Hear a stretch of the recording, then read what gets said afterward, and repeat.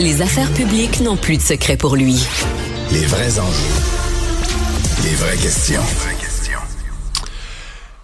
Cette histoire des vols de voitures pour laquelle un grand sommet va se tenir demain, sommet convoqué par le gouvernement Trudeau, ça fait jaser, puis ça donne comme plusieurs angles. Il y a un angle carrément économique. On paye sur nos assurances, nos assurances auto, on paye pour l'ensemble des vols. Il y a un angle de développement de la criminalité.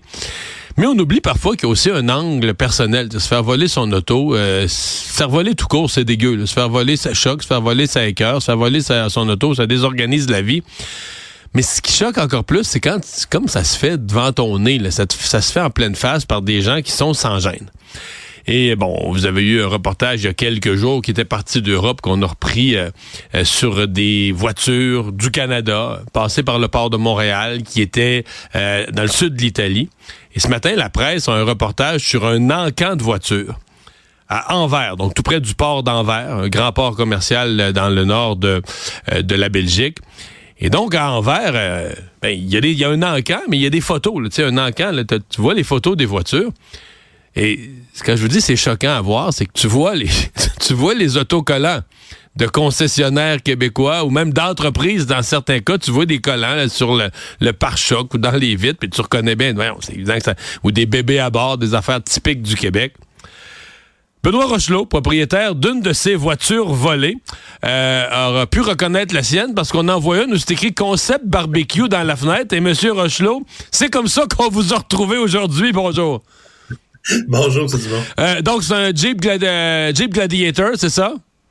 Exactement. Vous voyez la photo, c'est le vôtre, là. Vous dire, avec le barbecue écrit dans la fenêtre, il n'y a pas d'ambiguïté, là. Effectivement, c'est assez difficile de se tromper. Ouais. Ça vous fait quoi de voir?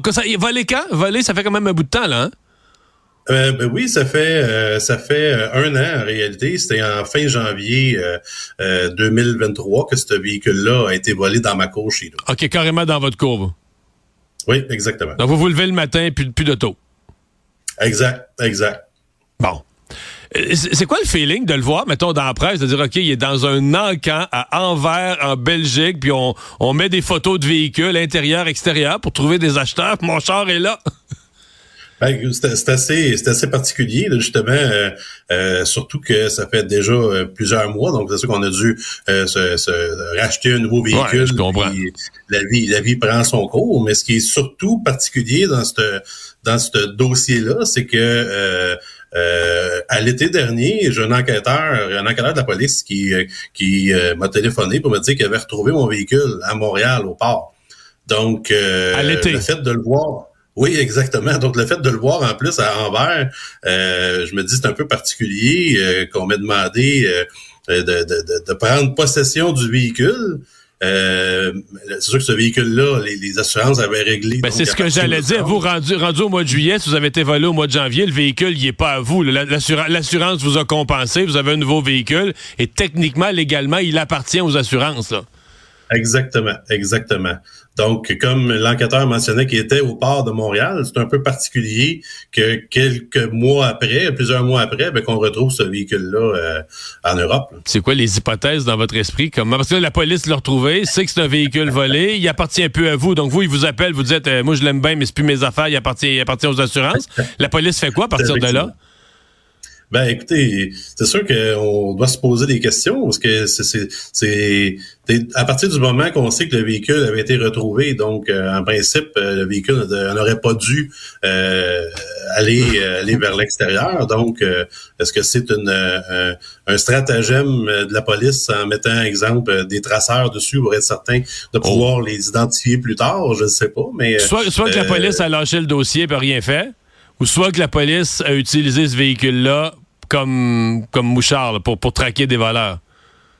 Effectivement, c'est ce que je pourrais en penser. Ouais. Sauf que là, il a l'air à s'être rendu à l'encan, puis il a l'air d'avoir été vendu à l'encan en Belgique. Puis vous trouvez pas que c'est gros? Ce matin, à LCN, à mon émission, on montrait un des véhicules, puis dans le descriptif, là, on décrit la sorte de radio, l'air climatisé, puis à la fin du descriptif, on dit « Immatriculation canadienne, virgule, sans papier ». Tu dis, OK, mais tu vends dans un encan, puis tu le dis quasiment que c'est un char volé. Tu sais pas qu'il y a un côté insultant, choquant, révoltant. Tu dis, OK, mais on se fait voler nos véhicules, puis ils sont vendus comme ça, à découvert, en se cachant à peine que ce soit des véhicules volés? Ben, absolument, c'est incomprenable aujourd'hui en 2024 qu'on soit pas plus à l'affût de ces stratagèmes-là pour être capable de limiter ça au maximum. C'est sûr que c'est des véhicules qui sont très demandés, sont très prisés. J'imagine qu'à quelque part les manufacturiers devraient, avec les assureurs ou je sais pas trop, être en mesure là, d'aller chercher là, le côté ce qu'il faudrait faire pour le sécuriser au maximum. Êtes-vous vous-même resté, je sais pas, après ça, avez-vous pris des nouvelles mesures de sécurité sur votre véhicule suivant? Êtes-vous resté nerveux avec ça? Ben, c'est sûr qu'on a toujours une crainte parce que la cible, c'est surtout les véhicules récents, les véhicules d'une certaine valeur en plus. C'est sûr que nos assurances par la suite, ils nous voient venir. Quand on a un véhicule de l'année, c'est assez rare qu'on rajoute un véhicule de plusieurs années en arrière. On rajoute encore un véhicule neuf. C'est sûr que la prime d'assurance le grimpe de façon... Donc vous, assez, OK, c'est important. Vous, le fait d'être un client qui a déjà été volé, on va dire, vous perdez pas d'argent parce que les assurances vous remboursent, mais votre prime d'assurance, là, vous êtes rendu un individu plus à risque parce que vous avez été volé une fois. Ça a apparu sur votre police d'assurance, là. Ah oui, absolument. Il a même fallu que je change de compagnie d'assurance parce que les prix étaient comme exorbitants là, pour pouvoir continuer à assurer un véhicule d'une certaine valeur. Là.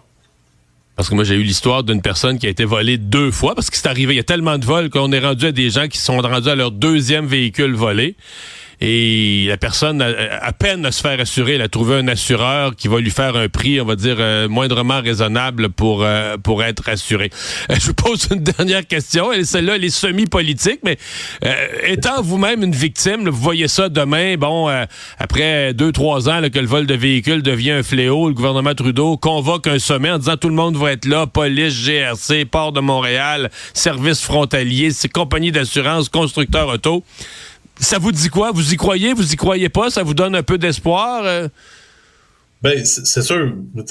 Ça nous donne l'espoir, mais c'est pas rien de nouveau, là, cette histoire-là de vol de voiture. Ça fait des décennies qu'on a des difficultés au Québec avec les vols de véhicules. C'est très facile d'exporter ce type de véhicule-là. C'est beau faire toutes sortes de consensus ou peu importe. Il faut vraiment, à un moment donné, qu'on mette le doigt sur le bobo et qu'on trouve de où part le problème pour essayer de l'éliminer à la source. Ouais. Ça a toujours été un problème, mais depuis 2016, quand même, ça a augmenté de 138%. Là. Disons qu'il y a comme une explosion là, ces dernières années pour toutes sortes de raisons. Ben, bonne chance pour la suite. Merci d'avoir été là. Au revoir. Merci beaucoup. C'était Benoît Rochelot, donc quelqu'un qui ce matin dans la presse a vu une photo de son véhicule dans un encan à Anvers en Belgique.